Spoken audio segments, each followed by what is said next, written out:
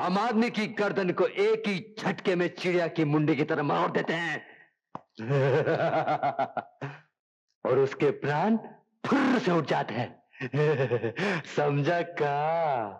और आज वो चिड़िया तू है, तू का। मुन्ना ठाकुर, तुम दुनिया वालों के लिए ठाकुर होगे, मगर मेरे लिए सिर्फ मुन्ना हो।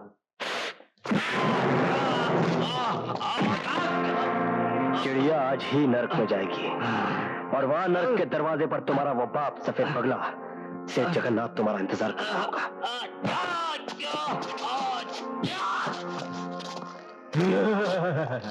जगन्नाथ नर्क में नहीं, यही तोहरी लाश देखने के लिए जिंदा है का। और आज आज ही मुन्ना ठाकुर तोहार वास्ते यमराज बन के आए।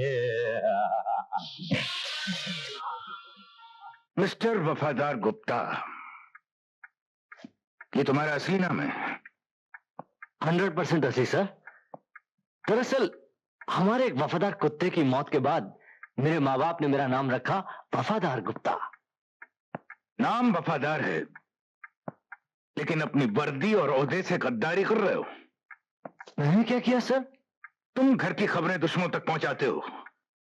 मेरे पास रिपोर्ट आई है। तनख्वाह तुम सरकार से लेते हो, लेकिन नौकरी तुम उन गद्दारों की करते हो। एक बात याद रखना गुप्ता, घर का भेदी लंका ढाता है और मैं लंका ढाने वाले भेदियों का नामो निशान इस डिपार्टमेंट से मिटा देता हूं, समझे? सर, मेरे नाम का ये निशान आप देख रहे हैं? वफादार गुप्ता। और आप मेरी वफादारी पे शक कर रहे? मेरी नहीं सर, आप मुझ पे शक नहीं कर रहे, पूरे डिपार्टमेंट पे शक कर रहे हैं। सर, आप खुद अपने आप पे शक कर रहे हैं, सिर्फ इसलिए सर कि मेरी वर्दी पे ये नेम प्लेट लगी है और आपकी वर्दी पे ये मेडल। सर, मेरी जिंदगी का एक ही मकसद है, ये मेडल हासिल करना, और उसके लिए अगर मुझे शहीद होना पड़ा सर, तो मैं हंसते हंसते फांसी पर चढ़ जाऊंगा सर। मैं जानता हूं सर, सरकारी नौकरी में आंसू और जज्बात की कोई कीमत नहीं है सर, मगर एक बात याद रखना सर, वफादार गुप्ता का सर कट जाएगा, किसी गद्दार के सामने झुकेगा नहीं सर। अब आप जो चाहे मेरे साथ सलूक कीजिए सर, चाहे मुझे जान से मार दीजिए सर, और चाहे मुझे छोड़ दीजिए सर। ठीक है, मैं अभी इस रिपोर्ट पर कोई एक्शन नहीं ले रहा हूं, तो मैं सिर्फ वार्निंग देकर छोड़ रहा हूं।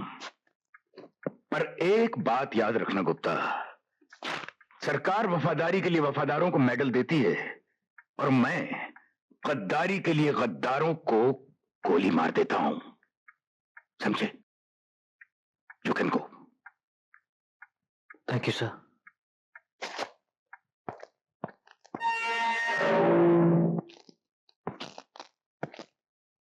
संजय, मैं तुम्हें रिहा करने आया हूं। इस मेहरबानी की वजह? सिर्फ मैं जानता हूं कि तुम गुनाहगार नहीं हो, बल्कि बना दिए गए हो। मैं अपनी जिम्मेदारी पर तुम्हें छोड़ रहा हूं, ताकि बाहर जाकर तुम अपने आप को बेगुनाह साबित कर सको और असली गुनाहगारों को सजा दिलवा सको। देखो, ये तुम्हारा इम्तिहान है, जिसके नतीजे का इंतजार मुझे रहेगा।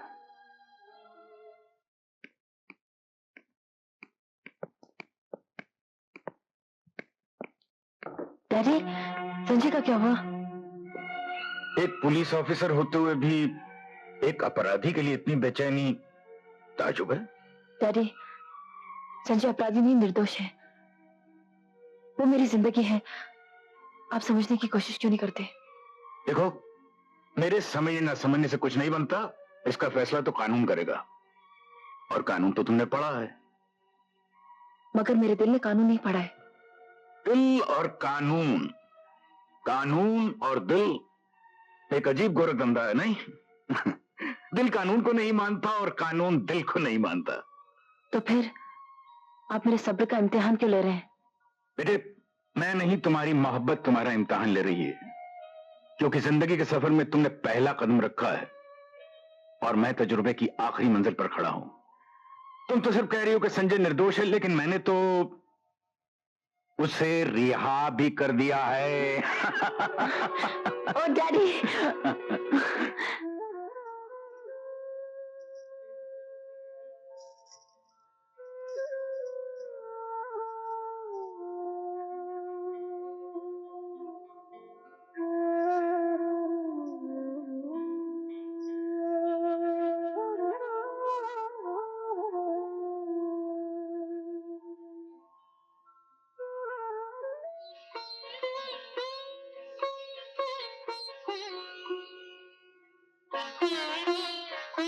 संजय, तू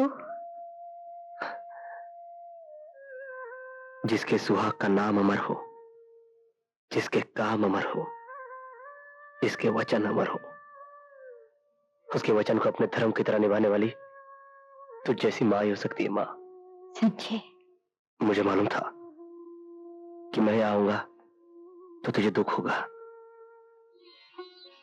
मगर तेरे दुख में मैं नहीं आता तो मुझे कभी शांति नहीं मिलती। बेटे, सारी सुहागिनें अपने पति को अमर रखने के लिए व्रत रखती हैं।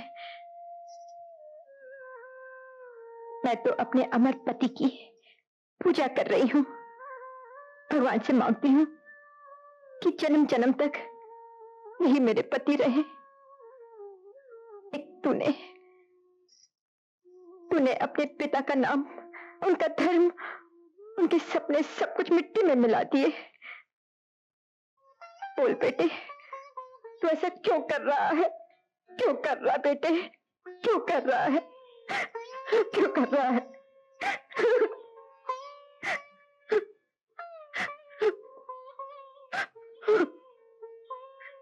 इस क्यों का जवाब ही तो मुझे इस रास्ते पर ले आया। माँ, यकीन मानो, जब सच्चाई तुम्हारे सामने आएगी तब तुम्हें पता चलेगा कि हम बाप बेटे अलग अलग रास्ते पर चले, मगर हमारी मंजिल एक ही थी, एक ही है और एक ही रहेगी। सिर्फ सोचने का नजरिया अलग था, मगर हमारा मकसद एक ही था, एक ही है और एक ही रहेगा। मुझे आशीर्वाद दो मां कि मैं अपने मकसद में कामयाब हूं। आशीर्वाद दो मां।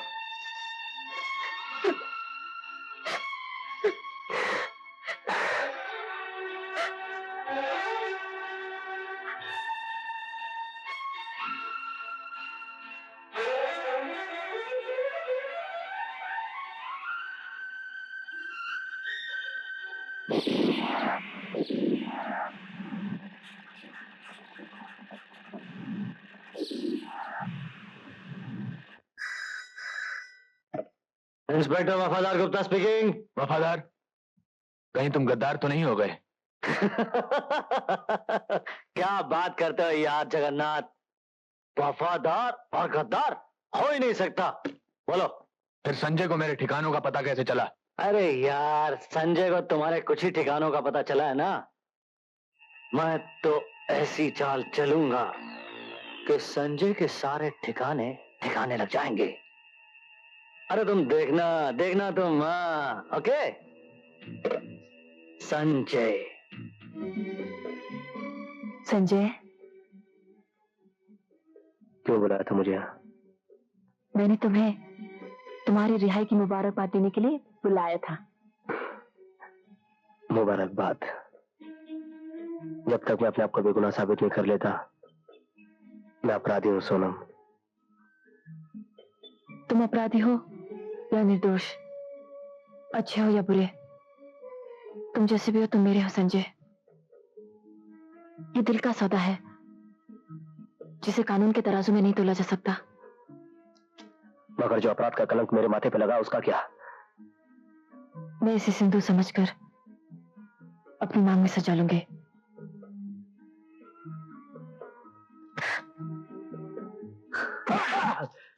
साले ड्रग्स बेचता है, ड्रग्स बेचता है, ड्रग्स बेचता है तू। हराम साले, मत मारो, मुझे मत मारो। मैं आप जो कहे करूंगा, मैं आपके काम आऊंगा। मेरे काम आएगा, मेरे काम आएगा। Inspector Sonam, commissioner of police दुर्जन सिंह पुलिस की ड्यूटी के अलावा और भी बहुत सारे काम करते हैं, आप तो जानती ही होंगी। क्या बकवास कर रहे हो तुम? I understand. जब पुलिस कमिश्नर ही अंडरवर्ल्ड के लोगों के साथ मिलकर गैर कानूनी काम करे और अपने ही घर में गैर कानूनी सामान रखे, तो एक ऑफिसर को तो यह बात बकवास ही लगती होगी। I understand. अगर ये इन्फॉर्मेशन गलत निकली तो अपने रिवॉल्वर की पहली गोली आप मेरे सीने में उतार दीजिएगा, लेकिन अपनी वर्दी के फर्ज को तुम्हें आज ही निभाना inspector Sonam. All the best. Bye.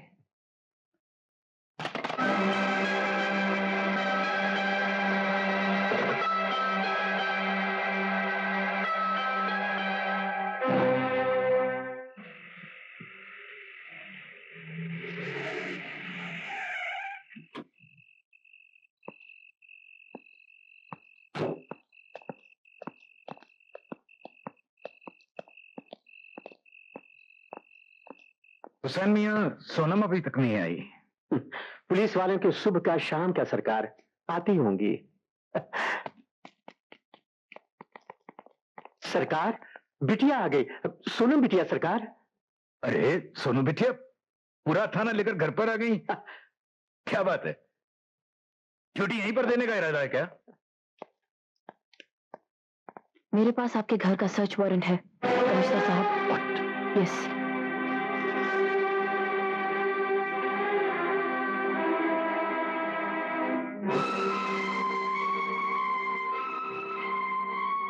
Carry on. Thank you. तुम इधर जाओ, तुम ऊपर जाओ, चलो जल्दी करो। पागल हो गई है, दीवानी हो गई है। ऐसी बातें न देखी गई न सुनी गई। बेटी बाप के घर की तलाशी लगी। हुसैन मियाँ, इम्तिहान का सबक देना बड़ा आसान होता है, लेकिन हकीकत में इम्तिहान देना बड़ा मुश्किल होता है। शायद मुश्किल इम्तिहानों से गुजरना ही मेरी जिंदगी है। इंस्पेक्टर, चौक से तलाशी लो, घर का कोना कोना तुम्हारा देखा हुआ है। सर,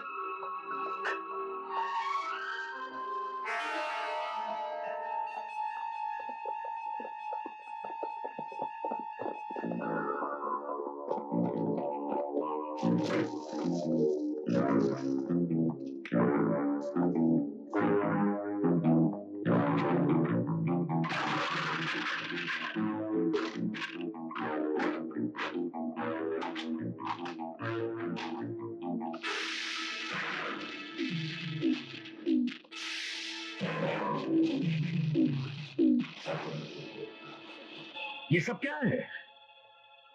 ये वो सबूत हैं जो आपके घर से बरामद हुए हैं। ये किसी की साजिश लगती है। ये साजिश है या सच्चाई, इसका फैसला करना अदालत का धर्म है और अदालत तक पहुंचाना मेरा कर्म। और वैसे भी इन सबूतों के मिल जाने के बाद सफाई की कोई गुंजाइश बाकी नहीं रह जाती। और मैं सफाई देना भी नहीं चाहता। आखिर तूने अपना रंग दिखला ही दिया ना। अपना खून होता तो ऐसा कभी नहीं करती, लेकिन तू तो पराया खून है ना। खामोश हुसैन मियां। आज अगर खामोश नहीं कहोगे तो मैं इस तरह खामोश हो जाऊंगा कि तुम लाख जगाओगे, मैं नहीं जागूंगा। कमिश्नर साहब, मैं इस घर में नौकर बनकर रहा, लेकिन इसे लाड दिया, प्यार दिया, अपनाया। इसकी हिफाजत और सलामती के लिए दुआएं मांगते मांगते मेरी जुबान थक गई। ला वापस ला मेरी दुआओं का कर्ज, जो तेरा फर्ज बनकर मेरी मोहब्बत को लूट रहा है। मैं मजबूर हूं हुसैन चाचा। इंस्पेक्टर, एक बात याद रखना, इन हाथों ने हमेशा मुजरिमों को हथकड़ियां पहनाई हैं। ये हाथ कट सकते हैं, लेकिन मुजरिमों को पनाह कभी नहीं दे सकते। फिर भी तुम्हें मेरी बात पर यकीन नहीं तो हम हाजिर हैं, हमें गिरफ्तार कर सकती हो।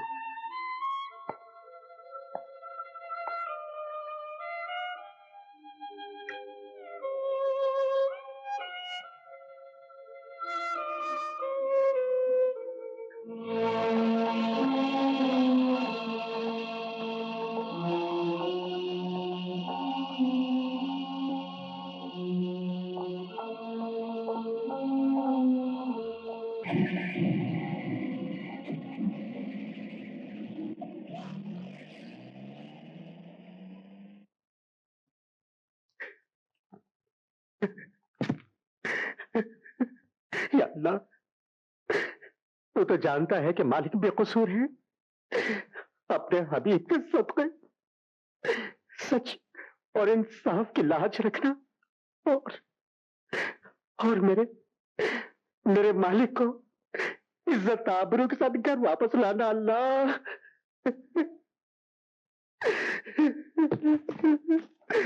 या अल्लाह।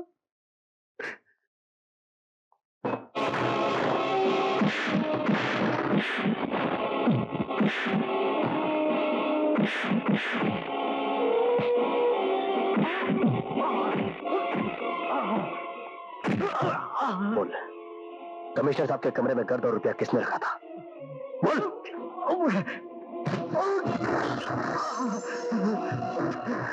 मुझे नहीं मालूम, मुझे नहीं मालूम, मुझे नहीं मालूम। क्या बोलेगा? मुझे नहीं मालूम।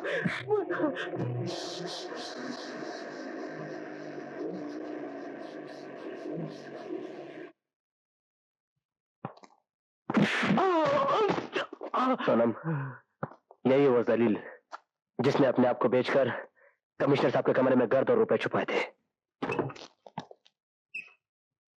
अरे साहब, वो क्या है साहब? हरामजादे, तूने हमारे ईमानदार कमिश्नर साहब को फंसा। वो शख्स जिसने जिंदगी में हराम का एक पैसा नहीं देखा, उसको सलाखों का कमरा दिखाया। मैं तुझे मिस्टर गुप्ता, सोनम जी, इस आदमी ने हमारी इस पवित्र वर्दी पर कीचड़ उछाला है। इससे पूरी तहकीकात मैं करूंगा, इससे हकीकत मैं निकलवाऊंगा। देवता जैसे कमिश्नर साहब पर इल्जाम लगाता है, कुत्ते। सोनम, ये था मेरा पहला तोहफा। संजय,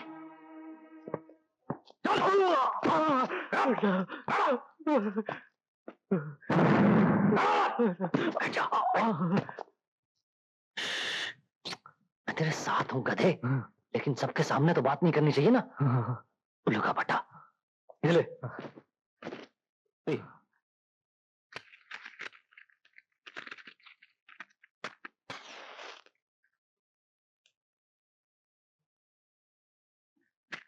सुन, ये तेरे को छोड़ रहा हूँ ना, उसके पेपर पे साइन कर दे।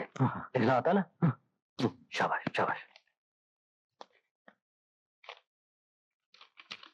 चल जा जा जा जा।